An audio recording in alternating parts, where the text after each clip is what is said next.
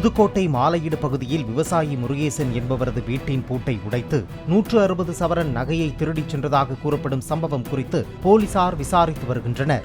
ஆடிப்பெருக்கை முன்னிட்டு முருகேசன் தனது மனைவியுடன் சொந்த ஊரான ராங்கியத்துக்கு சென்றிருந்த நிலையில் 160 சவரன் நகைகளுடன் வெள்ளிப் பொருட்கள் 3 லட்சம் ரூபாய் ரொக்கத்தை திருடிய திருடர்கள் வீடு முழுவதும் மிளகாய் பொடியை தூவிச் சென்றுள்ளதாகவும் கூறப்படுகிறது.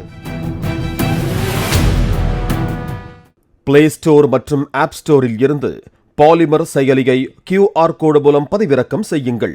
செய்திகளை உடனுக்குடன் பெறுங்கள்.